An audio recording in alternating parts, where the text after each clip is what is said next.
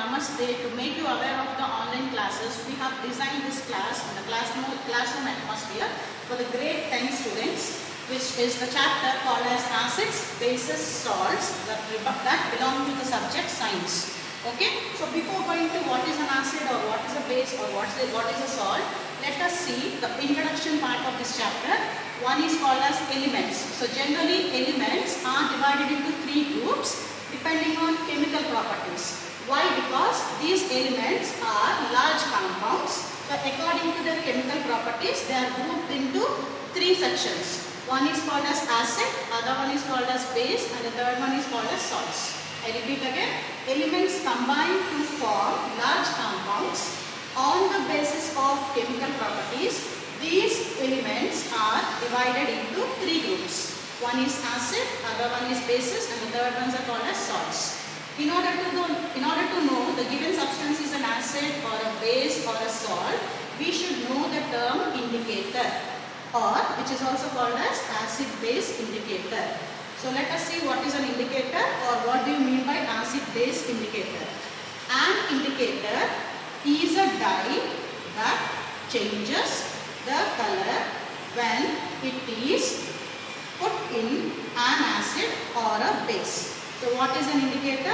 It is a dye when it is placed in an acidic solution or a basic solution, which changes the color of an acid or a base. Example, litmus, methyl orange, phenolphthalein. Examples are litmus, methyl orange, phenolphthalein. Okay, so let us see the first indicator called as litmus. Litmus is a natural indicator. Why it is called as natural indicator? Because it is obtained from the nature, from the plants. The plant is called as lichen, okay, which belongs to the plant family called as Thallophyta. Okay, what is this? Litmus is a natural indicator. It is obtained from a plant called as lichen and belongs to the plant family called as Thallophyta. Okay, it is of two types. Litmus is of two types. One is blue litmus, other one is red litmus. Okay, one is called as what? Blue litmus, the other one is known as red litmus. Okay, if suppose the blue litmus is taken and dipped in an acidic solution, if suppose the blue litmus is taken and dipped in an acidic solution, it turns to red color. It turns to red color. Next, if red litmus is taken and dipped in a basic solution, then it turns to blue color. It turns to which color? Blue color. Okay, litmus is available in how many forms? Two forms. Generally we get the litmus in the form of a solution or in the form of a paper in the laboratories. One is called as litmus solution, the other one is called as litmus paper. Okay, second type of indicator is called as methyl orange. What it is? Methyl orange. Okay, the name itself indicates that particular solution will be in orange color. Okay, red color solution, that is methyl orange, when added to acidic solution it turns to red. Okay, methyl orange when added to acidic solution it turns to red. In the same manner, if suppose the methyl orange is added to the basic solution, it turns to yellow color. It turns to which color? Yellow color. The third type of indicator is phenolphthalein. Okay, the third type of indicator is phenolphthalein. Okay, if suppose the phenolphthalein is added to the acidic solution, it remains colorless. Phenolphthalein, when added to acidic solution, it remains colorless. The same phenolphthalein, when added to basic solution, it remains pink color. It changes to pink color. Okay, phenolphthalein, when added to acidic solution, it remains colorless. When added to basic solution, it changes to pink color. Next, coming to the other type of indicators called as olfactory indicators. Okay, other types of indicators are called as what? Olfactory indicators. The term olfactory means sense of smell. Okay, the term olfactory means sense of smell. Okay, substances whose smell changes in acidic or basic solutions are called olfactory indicators. If suppose the olfactory indicators are added to any substances like food materials, then if suppose it is a acidic food material, then it changes some smell, it shows some smell towards that. In the same manner, in the basic solution also, the food which is basic in nature, that also shows some type of change in smell of the food substance. Such type of indicators are called as what? Olfactory indicators. Example, onion. If onion is added to the onion, if an acid is added, Onion does not show any smell of it. That is called as onion. Okay, onion olfactory indicator. In the same manner, vanilla extract. Vanilla extract also changes some smell when an acidic substance or a basic substance is added to it. Next, coming to the first topic of our chapter called as acids. Okay, coming to the first topic of our chapter called as acids. So what is an acid? Before going to the acids in detail, we should know the term acid. What is an acid? A chemical substance which have a sour taste. Okay, acid is nothing but it's a chemical substance which gives us a sour taste and it changes the blue litmus to red. Okay, acid changes blue litmus to red. So such a substance is called as what? Acid. I repeat again, acid, a chemical substance which have a sour taste and changes blue litmus to red is known as an acid. Such a type of acids are of two types. Acids are of how many types? Two types. One is called as organic acid and the other ones are called as mineral acids. First type of acids are called as organic acids. Second types are called as mineral acids. Coming to the organic acids. Organic acids, these acids are obtained from plant materials and animals. Organic acids are obtained from, they are prepared from either plant or they are extracted from animal bodies. Example, suppose you take an acetic acid, which is also known as ethanoic acid. Ethanoic acid, which is a type of organic acid. In the same manner, if you take a malic acid is present in a fruit called as apple. In apple, we find the acid called as malic acid. That is, from the nature we get these acids.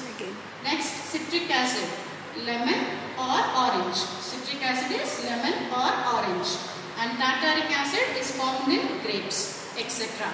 Okay, organic acids, I repeat again, these acids are obtained from either plant material or from animals. Example, acetic acid or ethanoic acid, which is present in vinegar. Malic acid is present in apple. Citric acid is found in lemon or orange. Tartaric acid is found in grapes, etc. Next, coming to the second type of acids called as mineral acids. What are the second types of acids? Mineral acids. These acids are prepared from the minerals of the earth. So from the earth, when we dug the earth, we find certain types of minerals. From those minerals, the acids called as mineral acids are produced in the laboratory. Example, hydrochloric acid. Hydrochloric acid formula is HCl. Here the term hydro. Okay, hydro means hydrogen. Chloric means we have a sulfuric acid whose formula is H2SO4. Sulfuric acid formula is H2SO4. So here the elements present in sulfuric acid are hydrogen, sulfur, oxygen. How many number of hydrogens are present in sulfuric acid? 2. How many number of sulfurs are present? 1. How many number of oxygens are present? 4. So total how many elements? 4 plus 2 is 6, 6 plus 1 is 7. So total 7 elements form one compound or an acid called as sulfuric acid. Next, coming to the nitric acid, its formula is HNO3. HNO3. Okay, H stands for hydrogen, N stands for nitrogen, O stands for oxygen.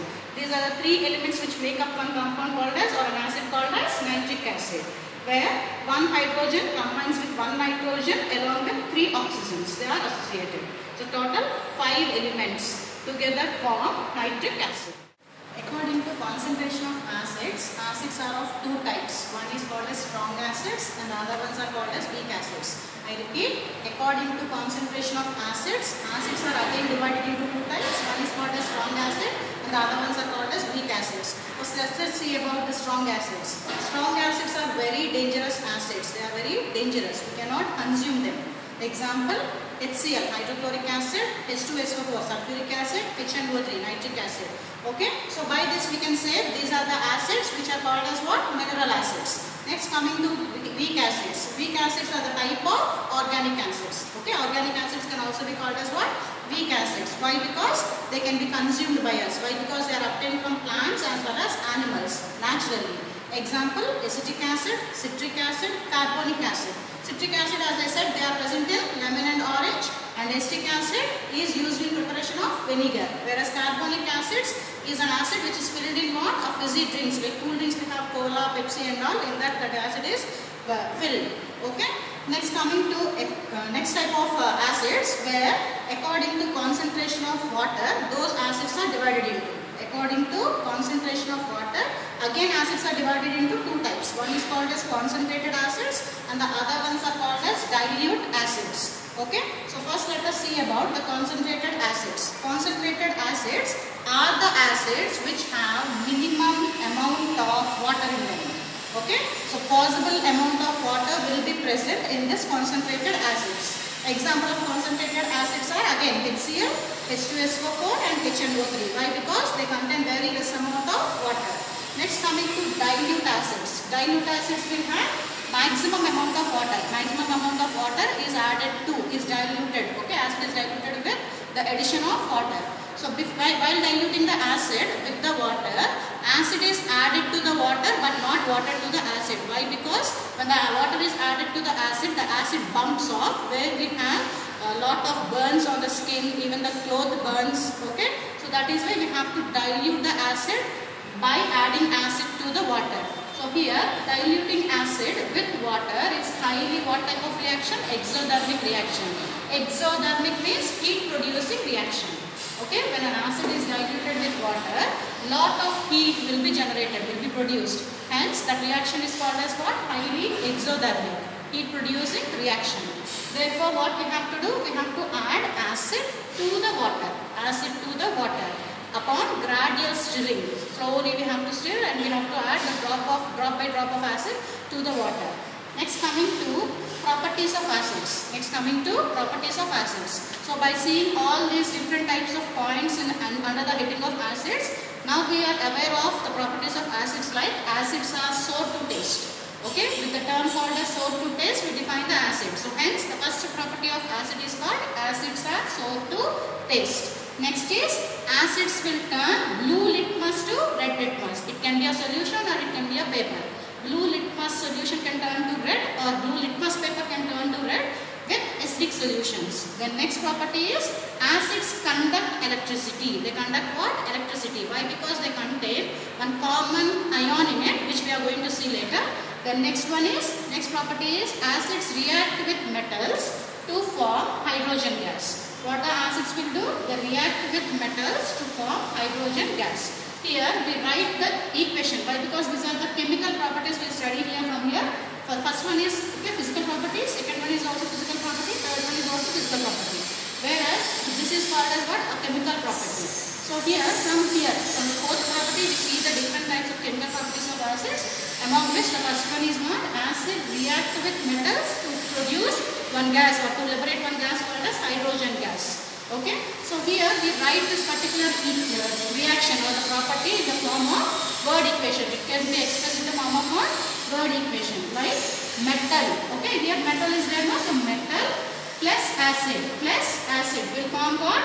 Salt, liberating what? Hydrogen gas. So here the product is called as what? The main gas that is liberated is what? Hydrogen gas. So which we will see with the following examples. So now when we take this word equation called as metal plus acid, what is formed? Salt and hydrogen gas is formed. Okay, so here the metal as an example, what we are taking is zinc. When it reacts with an acid called as sulfuric acid, here the product formed is zinc sulfate with the liberation of hydrogen gas. I repeat again, when metal reacts with an acid or when acid reacts with metal, we get hydrogen gas. Hydrogen gas is produced along with the salt. Here the example what we are taking is zinc as a metal. When it reacts with sulfuric acid, obviously zinc sulfate and hydrogen gas are formed. This is a type of displacement reaction where zinc is more reactive than hydrogen. Hence the hydrogen from the reaction is being displaced by the zinc metal. Hence a salt called as zinc sulfate and hydrogen is liberated. Next, coming to the experimental part of this particular reaction, it is an experimental setup where we can see the boiling tube. A tube is taken called as what? A boiling tube. The big test tube is known as what? Boiling tube, into which the zinc granules are added and dilute sulfuric acid is added to it. Zinc granules are taken in the test tube. So these tube-like structures are called as what? Zinc granules, into which dilute sulfuric acid is added. Okay. Upon adding the dilute sulfuric acid to the zinc, what is happening? The formula of zinc sulfuric acid is H2SO4. where hydrogen is present, and here zinc granules means zinc metal. Okay, so this zinc is displacing what? The hydrogen present in this dilute sulfuric acid in the reaction. So as a result, what is happening? Few bubbles are evolved where this hydrogen gas will pass through this discharge tube called as glass discharge tube, and it is sent into a soap solution which is placed in a trough. So this is the soap solution. This is the soap solution into which this particular glass delivery tube is immersed, through which the H2 gas is passed, and in the soap solution slowly the hydrogen gas is captured by the soap solution and the bubbles are evolved from this discharge tube, and a lit candle is brought to this particular bubbles. A pop sound is produced which indicates that hydrogen gas is produced in the above reaction.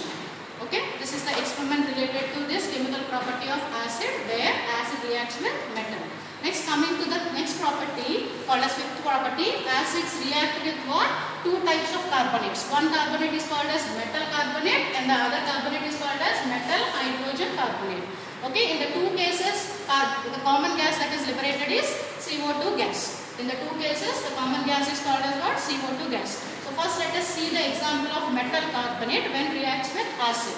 Okay, so metal carbonate when reacts with acid, the products formed are salt, CO2 gas as well as water. So here we have to consider CO2 gas. The main reagent is called as what? The main product produced is carbon dioxide gas in the reaction. So here we have taken the example called as, the name of the metal carbonate is sodium carbonate. Sodium is a metal, carbonate is a metal carbonate. Okay, so sodium carbonate when reacts with an acid called as HCl, hydrogen chloride or hydrochloric acid we can say.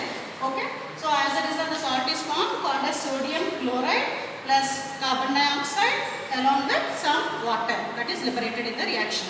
Here the sodium is displacing what? Hydrogen. Again the sodium is what is happening to the reaction? Sodium is more reactive than the hydrogen, hence it is able to displace this particular hydrogen from the hydrochloric acid to form a salt called as NaCl. And in the CO3, in the carbonate, one of the oxygen is removed and added to the water, and later it is formed as CO2. Okay, so this is called as CO3. In this, one oxygen combines with what? Hydrogen, and the other two oxygens will remain as CO2 and carbon dioxide gas is liberated.